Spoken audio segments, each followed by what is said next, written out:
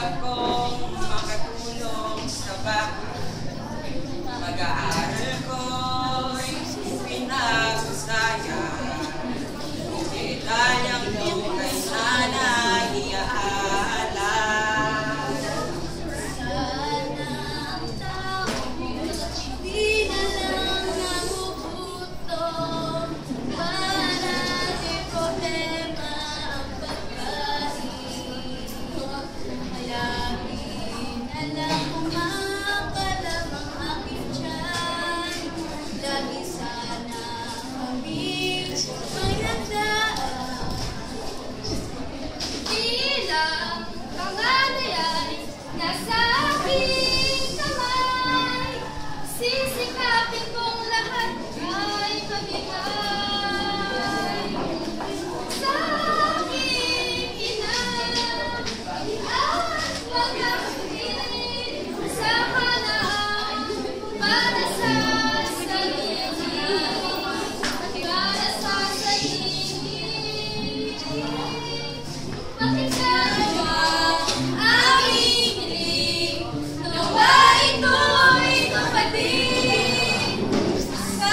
Samantala sabihin, mga kamis na tagumpay. Sa tunay na anak ulit.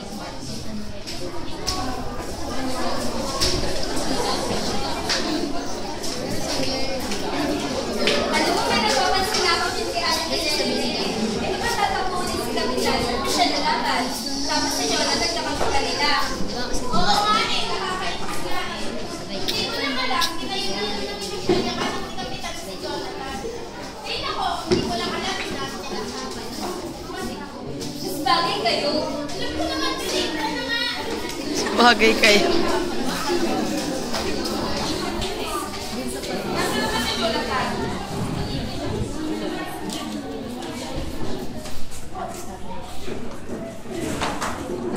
Tingnan mo nga yung anak mo. Mukhang sa kalaban pa pumapa. Hindi, ba't kaya sa iyo?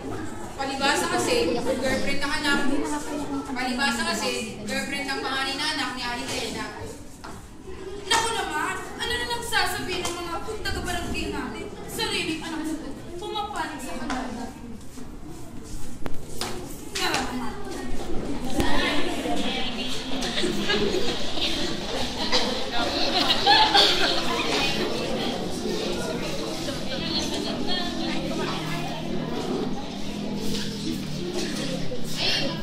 O Jonathan, andito kay Michelle yung mga flyers. Pakitulungan na lang kayo. Dalawa lang.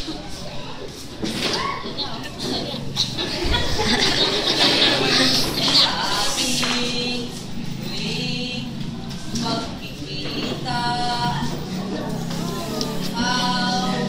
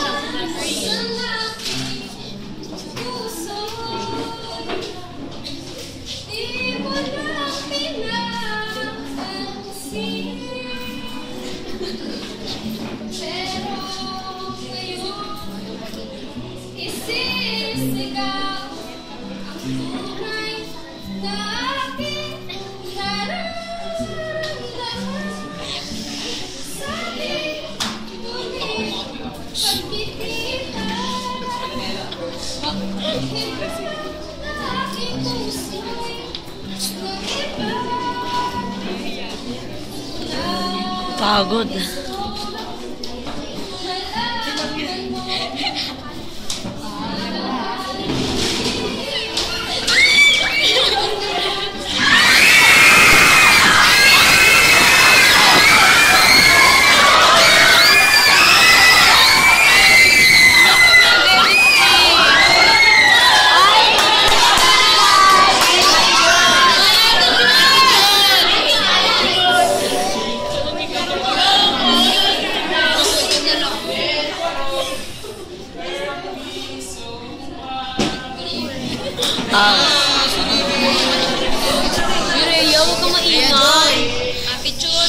Kinilig ako.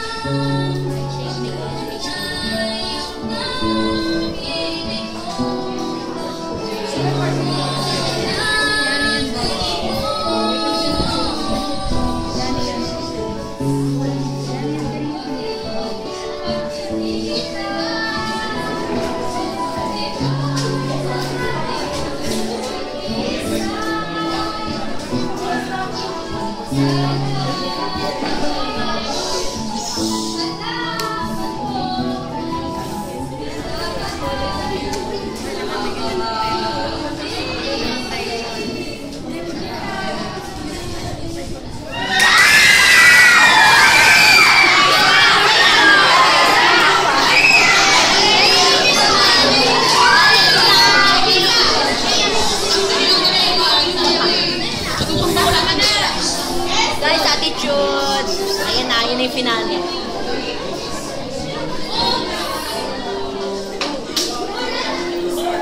Asan ba si Jonathan? Jonathan. Hi, ma'am. Hi, dad. Anak, kumain ka na ba? Busog po ako, ma'am. Busog? Busog sa pagkain, sa pagmamahal. Daddy, sinagot na po ako ni Michelle.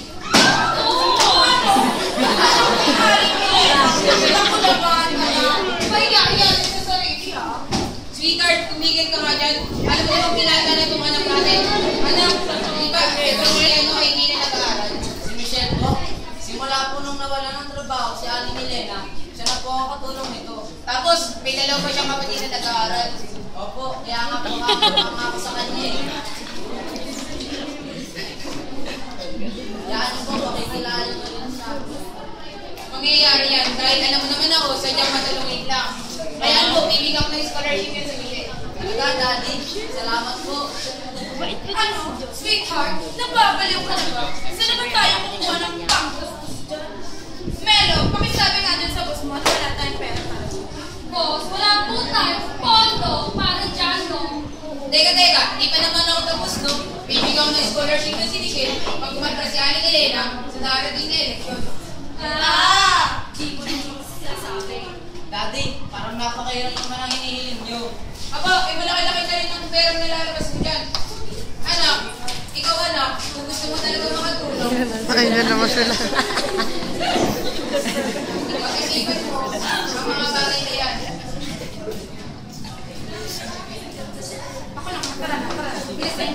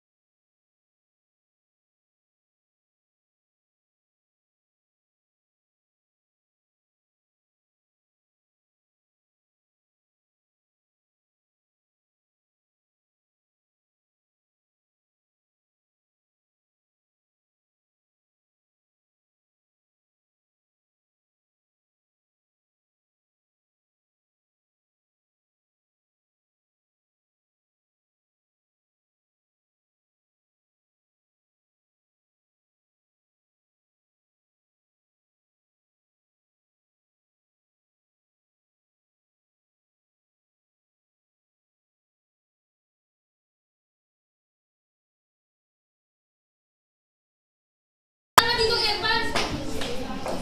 Alam mo ba, napaniwala nila sa kapitan ng hirap na sila, tapos bibigyan pa daw ng kapitan ng $1. Oh my God! Makapal na mukha! Tara na nga, Evan! Baka magmamahal ng kaan dito. Hindi ako makapaniwala, tilang langit at lupa, ang hampas lupa, piling kinakapag ang langit. Tama ka eh! Aabutin, susukitin ang lupa, hindi pwede sa langit. Tumama siya mo! Pas lupa. Hampas lupa, ahas, asyong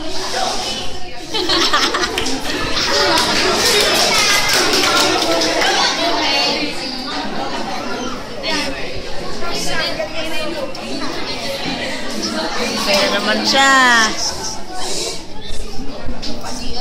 Papagod ah.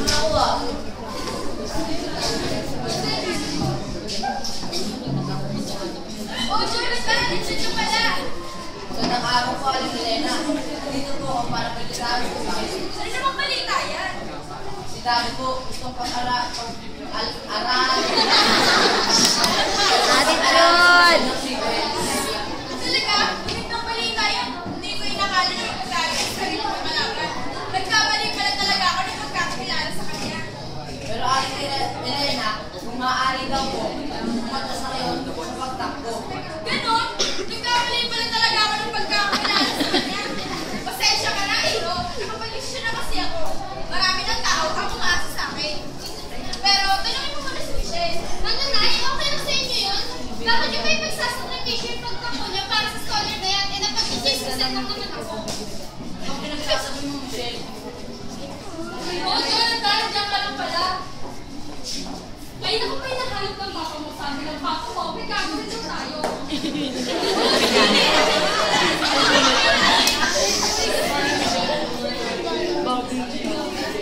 Ay, oo nga pala tayo, lalabas kami. Lalabas, manonood kami ng concert. Wow. ganun ba? Sige, dito na kami. Nalilitan eh.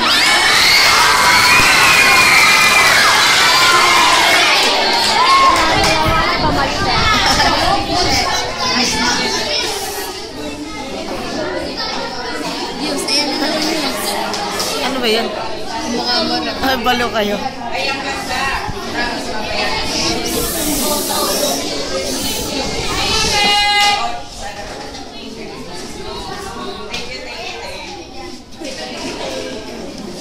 Oh, Steven, there you are na pala. Did you bring our ticket for tonight? Kevin, sino ba? Ikaw ba? Sige, bye na lang kami. Okay na sila. Best friend. Kapatid niya.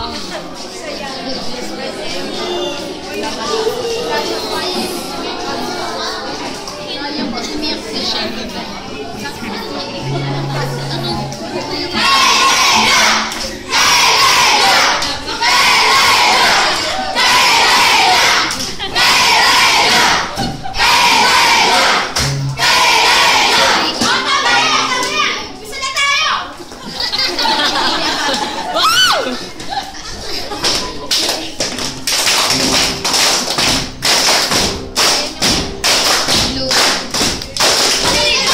Isa na tayo! Napagtulong at mga ako ipinigay sa inyo!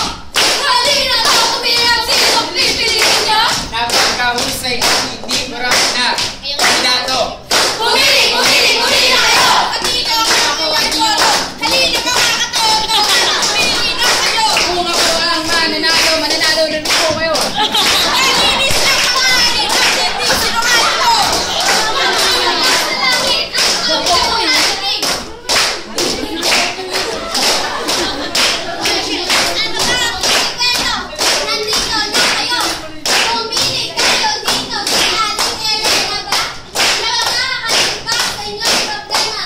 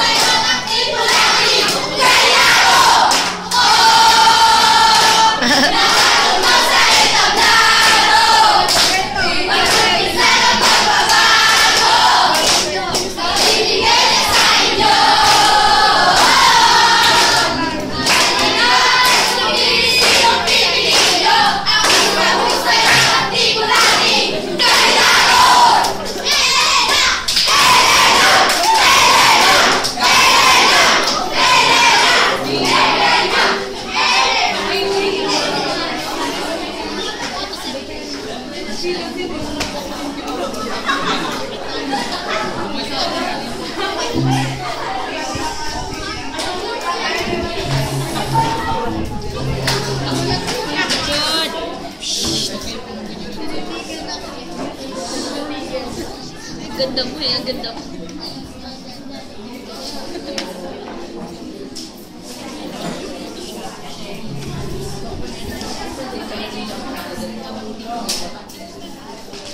Ano Epal? Nagawa mo na ba yung pinapagawa ko sa'yo? Kapitan, nagawa ko na po kaso nga lang kaninang tubo ang nabili ko. Kasi kapitan yung... Paano yun? Eh, bukas na yun doon. Bukas na ba kapitan? Manalo matalo. Kailangan mo ayusin yan. Sige po kapitan. Daddy, nanakawin niyo ang tubig ng barangay. Hayaan mo ako magpaliwanag. Daddy, bakit kailangan yung lokohan yung mga tao? Jonathan, alam mo naman yung totoo. Baon tayo sa utang. Alam mo rin buwangan ng nanay mo. Tapos ikaw pa yung lupa natin sa Negros. Wala na akong paraan kundi ang water station. Nakakaya itong ginagawa niyo. Nakakaya kayo. Nakakaya kayo. Jonathan, hayaan mo paliwanag.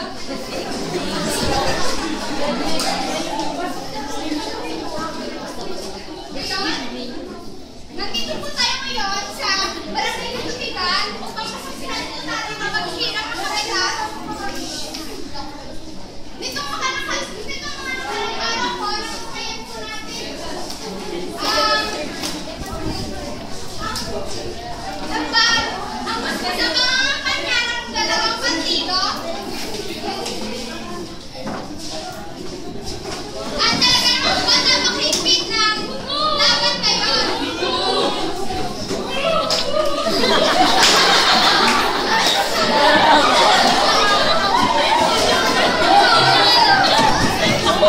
Kasi naman si Jonathan, sa gabi pa hindi umuwi.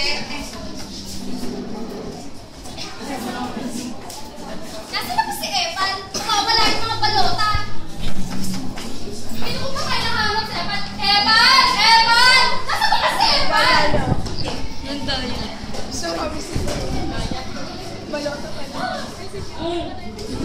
Bigyan ko yung result na. May nangyari mo naman. Si Alice Elena ay nakakuha ng 523 boto.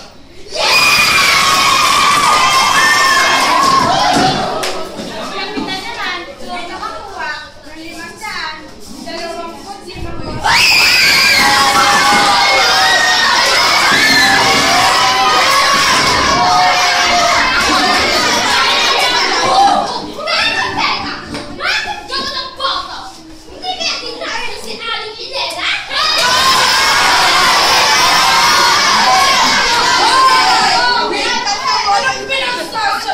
Hindi na ako nagtataka. Hanggang ngayon, gusto pa rin ang barangay katubigan.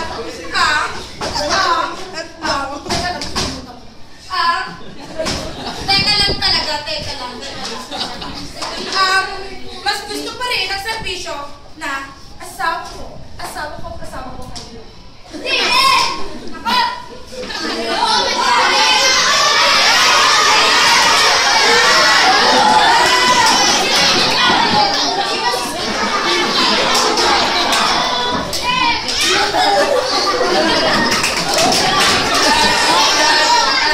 May naputol! okay, putol! Oo! Ano yung putol, ha?